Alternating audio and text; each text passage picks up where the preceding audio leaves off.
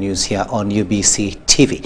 We are coming to you live online and on air from Broadcasting House here on Nile Avenue. Now, police are investigating a robbery that occurred in the areas of Kasangati. According to Assistant Police Spokesperson Kampala Metropolitan, the robbery was orchestrated by a security guard who tried to turn against his employer. Take a watch. It is a plus on the police response. It's not always good to communicate only bad news. On the 14th of February, our police at Kasangati responded to an incident of aggravated robbery that occurred at Mukadwe Hardware Wampewo in Kasangati Division in Wakiso. Our officers responded after they received information that a security guard with detailed security services had turned against his employer and stole cash amounting to 79 million Ugandan shillings, which was meant to be banked at Standard Chartered Bank. It is alleged that the suspect grabbed the money and fled on a motorcycle. However, swift police action led to a hot pursuit, and he was intercepted at Nadia roundabout. When he was arrested, we managed to recover 70,545,000 Ugandan shillings on him, a gun, Chinese-made gun with 2 rounds of ammunition, and we managed to transport him back to Kasangati Police, where he is now detained. So we are looking into the allegation of the money and are looking to recover around 6 million that is missing from what was reported, rather 8 million that is missing from what was reported by the employer of this security guard. So the money was stolen from a hardware, and investigations are ongoing. We want to thank the police for their swift response, especially the police at Kasangati that responded very fast and managed to put up a chase and managed to intercept the suspect in an area. More details will be availed as soon as possible.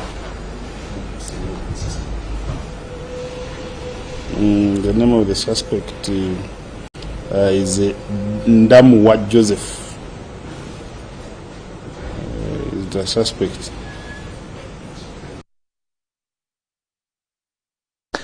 To Maracha district now, where Nyarakua Primary School, which emerged as the best government school during the 2024 primary leaving examinations in Maracha district, is grappling with challenges of inadequate classrooms amidst increasing enrollment. Now, currently, the school has registered over 2,000 pupils, a raise from 1,697 in 2024. Now, in last year's primary leaving examination, the school produced 6 first grades out of the 46 candidates that registered for PLE.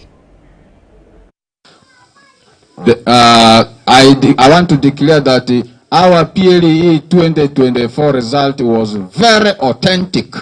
Very authentic. The following were and are the challenges in the school. 1, high dropout rates, inadequate teacher-pupil ratio. The increase in the enrollment is causing pressure now on the side of infrastructure, since we have been complaining that there is inadequate classrooms. So the district, I think they need to implement that one by considering Nyarakua as a priority. I take note of that, but one of the issues of allocation resources is not the geographical location of this place.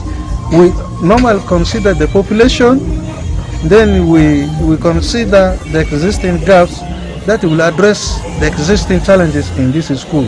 So most of the schools that are by the roadsides are highly populated schools, and it is a right for the child to be accommodated fairly when the classroom balances with the number of pupils that are being accommodated in that particular class.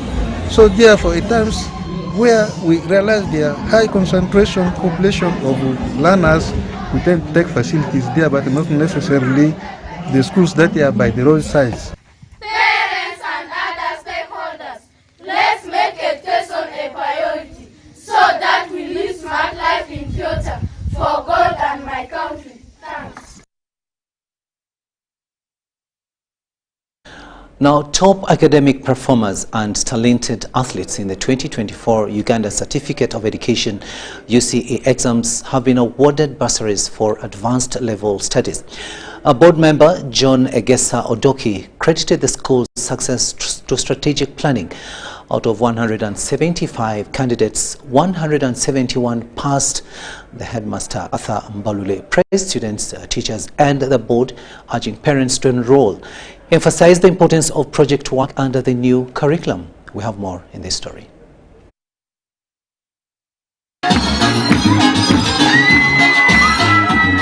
It is important that you complete. It is important that you take activities of integration seriously. These activities are done after every end of topic, and they can be done even when you have failed. You can go to your teacher and they give you a retake or they give you another exercise. Yes. We take project work seriously so that we can score the A's. Among those who have scored highly and exceptionally, we have 13 in mathematics,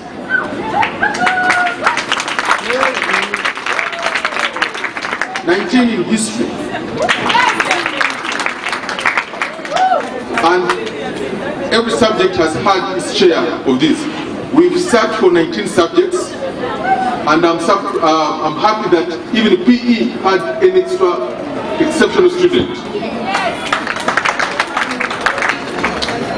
We registered 175, and the 170 are going to receive certificates. 170 have received certificates at all levels as the pioneers of the new curriculum. Encourage all those ones who are still at home, who have not yet come to pick their admissions, to come and pick them. We are implementing the new curriculum at all the Kampala. We ask of two things. One is discipline. Yes. Discipline, and the other is hard work. Those are the two basics that we can give to you. And we resolved we shall award bursaries to those that excel in academics. Amen.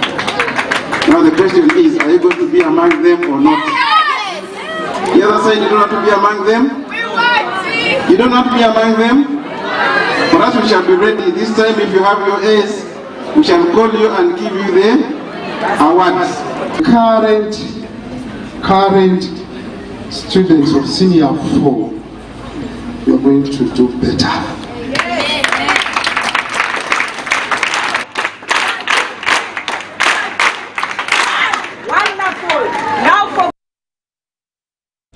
Now, the president of Rotaract Club of Naguru, Miriam Ondajire Matovu, has appealed to government to fund government-aided schools for better education. She was speaking at the Rotaract Club of Naguru while giving desks, cement and scholastic materials to Luwunga Primary School, Katiti in Impiji district. Of building a strong foundation for the younger generation, the Rotaract Club of Naguru has donated cement, desks and scholastic materials to Luwunga Primary School to improve learning conditions. The club president, Miriam Ondajire Matovu, reaffirmed their commitment to support education and fostering a better learning environment for learners. The Rotaract Club of Naguru, we have come together to support the school with the different needs of the school. And as a club, we have come with our club members and we have met the students and the head teachers of the school. We call upon everyone out there who can come and support this school to come and at least support the school, because the school has several needs, and as a community we can work together to contribute to this school to make it a great school. The head teacher of Runga Primary School, Nsubuga Peter, raised challenges faced by Runga Primary School. The buildings are not good, are not well set. Some of them lack even concrete. They don't have concrete, they are not cemented. We don't have water tanks where we could collect water, harvest water from the rain. We have a challenge of fencing the school land. Mike Bakabulindi compiled this report for UBC News.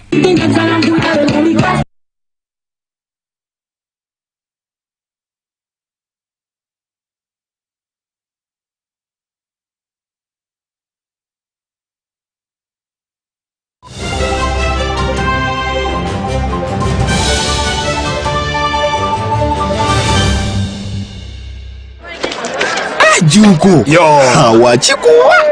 Check the shopping, man. What's your secret? Haven't you heard of the Parish development model, PDM? Yes, I did, but I thought it was just a talk. No, it is real.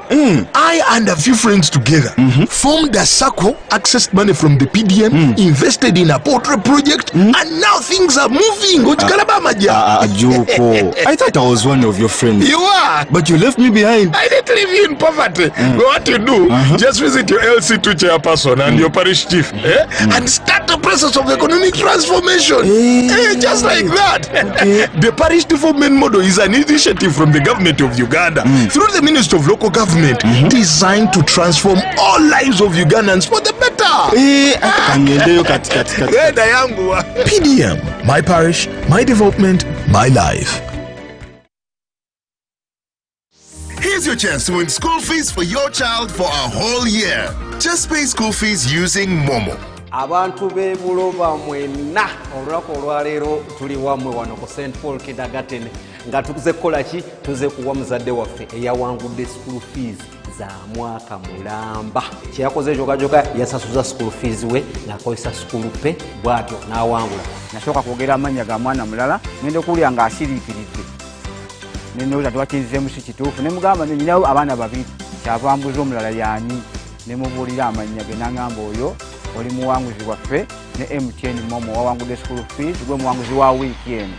Dial *165 *80 hash. Select option 2 for school pay. Select option 1 to pay school fees. Enter the student number and amount and approve the transaction. You are now entered a draw to win school fees for your child for a whole year.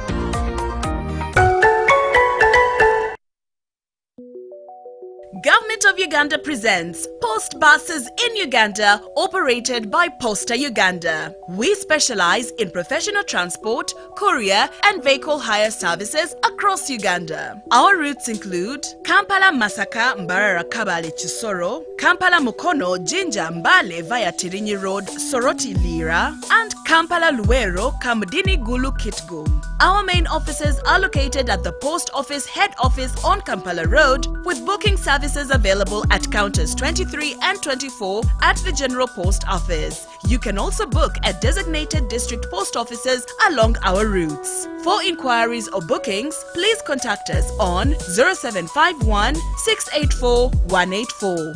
Posta Uganda. We deliver trust.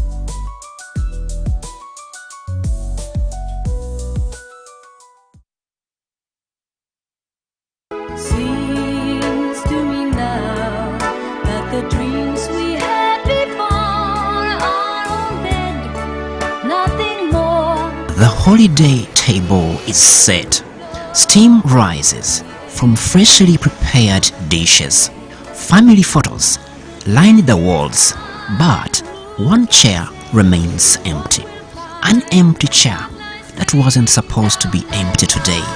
All because someone thought arriving 5 minutes earlier was worth speeding through that last corner.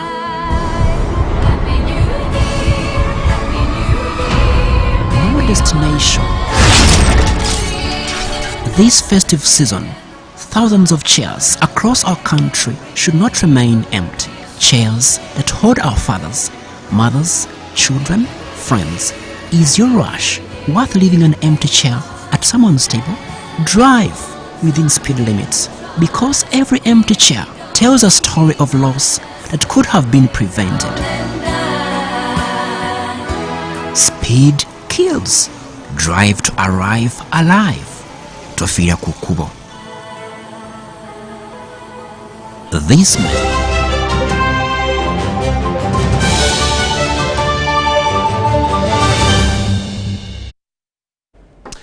Welcome back, and this is Lunchtime News here on UBC TV. I am Rukidi Edward Kijanangoma. Let's have a look now at business news. And the Minister for Tourism, Wildlife and Antiquities, Tom Butime, has asked Ugandans to continue embracing domestic tourism and travel drive as a key driver to bolster the country. Butime believes that if the numbers continue to grow, the tourism industry will generate a lot of revenue to the country. He made the remarks during the inaugural National Hospitality Skills Competition at the Uganda Hotel and Tourism Training Institute in Jinja, featuring top hospitality students from across the country. When we went to visit, I had taken the Chinese tour operators at Queen Elizabeth. And the manager of Queen Elizabeth said that for Christmas and New Year, Mwea Lodge was fully booked by not any other, but by Ugandans alone. Is it? By Ugandans alone. So you remember when those lodges were constructed a long time ago, it was usually there, the white tourist, isn't it? Let me not use the word white, but the inbound tourist. But today, Ugandans have invaded, isn't it? If you want me to use the word, you know, they have invaded these lodges, which used to be exclusively for the foreign tourists. The principal Uganda Hotel and Tourism Training Institute, Richard Kawere, says they have started organizing competitions for institutions to showcase their skills. Event or skills competition is expected to motivate the young people in the hospitality industry, but also to give them an opportunity to showcase their skill, and also expected to show, to give them an opportunity to express themselves and also promote hospitality skills as a vocation that people can be able to take advantage of. The programs manager, the International Labour Organization, Evans Rwanga, applauded government for the new secondary curriculum, which is skills-based. We're going to be working closely with UHTTI to ensure that the curriculum that are using for the training gets recognition at regional level, and if we manage to pull through even getting global recognition. The importance of having a curriculum which is well recognized is that it gives an opportunity for the students to have access to a wider market. I think 2 months it has been delivered. As many people as possible.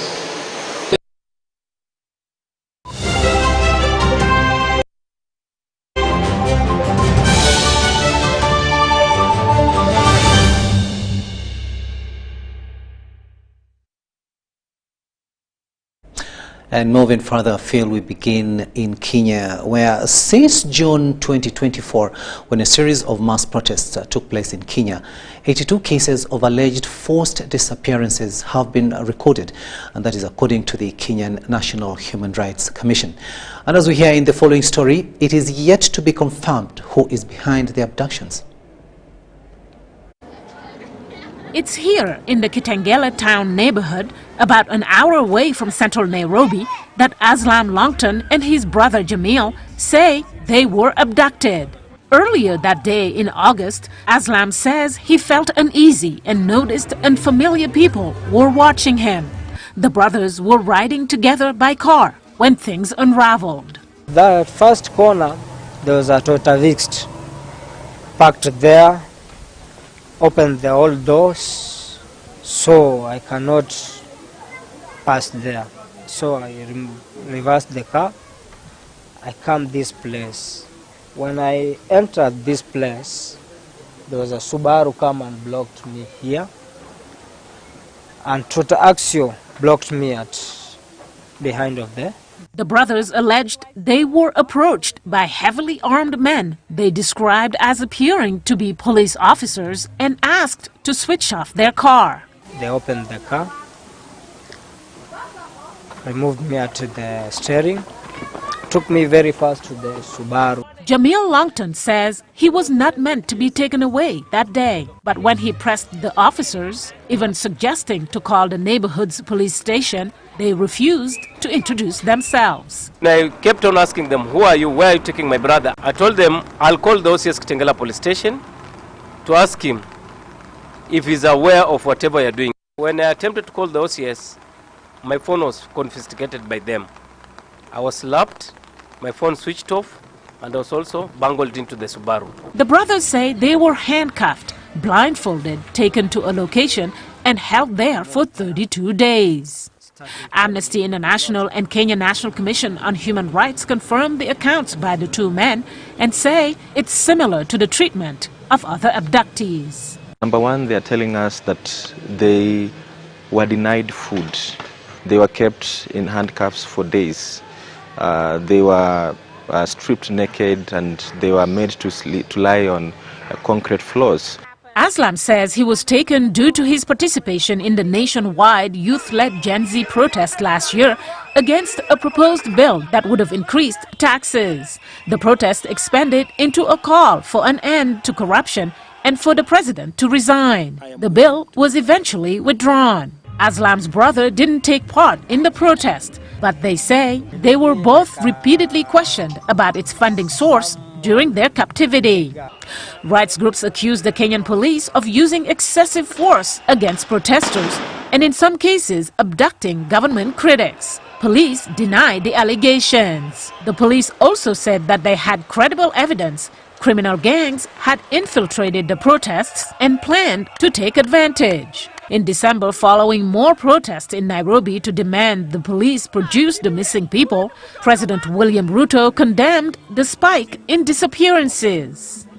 Any criminality must be investigated, whether undertaken by citizens or criminals or undertaken by the police. It must be investigated. Our requests for comments from the National Police Service were not answered. Mariama Jallo, VOA News, Nairobi. To the States now, where Saturday Night Live has been a staple of American television comedy for 50 years, launching stars and shaping culture. And on Sunday night, fans and famous alumni gathered in New York City to celebrate this milestone. Take a watch. And live from New York, it's Saturday night! For 5 decades, Saturday Night Live has been a comedy powerhouse shaping the careers of stars like Bill Murray, Eddie Murphy, Will Ferrell, and Tina Fey. Tonight, many of them are back to honor the show that gave them their start. Outside NBC studios in New York City, fans gathered hoping for a glimpse of their favorite comedy icons and A-list stars. Blake Lively and Ryan Reynolds, Jerry Seinfeld, and actor Kevin Costner were among the big names who attended Sunday night's program, highlighting SNL's massive cultural influence. It's a cultural experience for a lot of people. You know, they're the kind of heartbeat of comedy for most of America. You could be relatively obscure and then suddenly from appearing on this show have a huge amount of attention and notoriety. TV critic Allison Herman says the show isn't just about laughs, it has shaped generations of comedy and the way we see the world. Saturday Night Live is the longest standing comedy institution in America. The longer it goes on, the more self-evidently important it becomes. Has repeatedly proved its own significance by minting generation after generation of comedy stars. Over the years, SNL has left its mark on politics too. From Chevy Chase's clumsy President Gerald Ford to Alec Baldwin's President Donald Trump, the show's impressions have shaped how Americans see their leaders. Trump himself even hosted the show in 2015 during his first presidential run. So I think in politics, as with everything else, SNL has kind of functioned as a bellwether. A performer's impression has crystallized something about the persona being impersonated in the public consciousness that hadn't really broken through. Music has always been a major part of SNL. Over the years, legends like Prince, Nirvana, Beyonce, and Taylor Swift have taken the stage, and tonight's celebration is no different, with performances from some of the biggest names in music. As fans celebrate this major milestone, Variety's Herman says SNL's legacy is far from over. It's kind of a singular phenomenon, and right now the fact that it's gotten to 50 years and is going to continue to be on for the foreseeable future is as much proof of that as anything else. 50 years strong, SNL keeps the laughs coming. And who knows, in another 50 years, these fans' grandchildren might be here celebrating its 100th anniversary. Aaron Rainin, VOA News, New York City.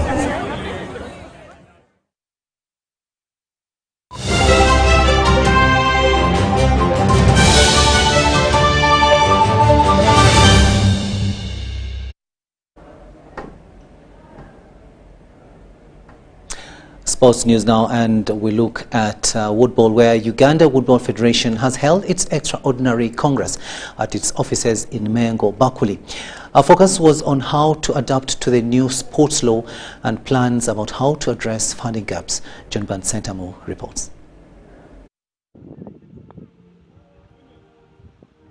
A little over 10 years ago, the sport of Woodball descended upon Uganda. It has taken the space by storm with a decent global performances, along which have come some of the best sports personalities. This would never be able minus transparent leadership provided by its president Paul Makayongo, who has declared interest to seek re-election later this year.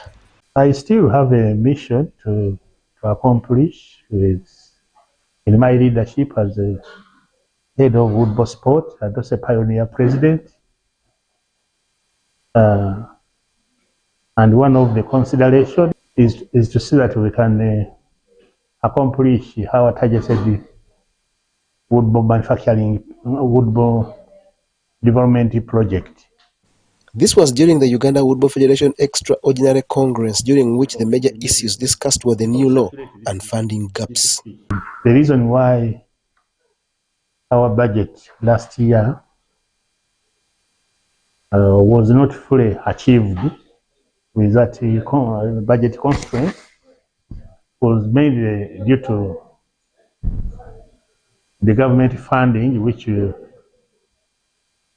not flow as other years.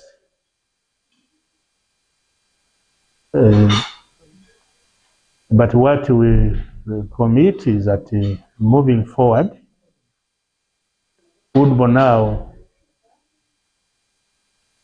being a popular sport, becoming a popular sport, we'll be able to attract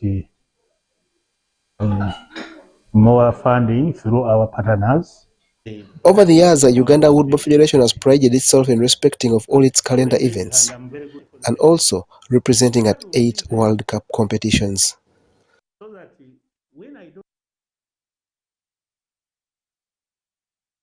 Putting there, and that story brings us to the end of this edition of Lunchtime News here on UBC TV. Thank you so much for having kept us company. I am Rukidi Edward Kijanangoma, wishing you a blessed afternoon and bon appetit from us here.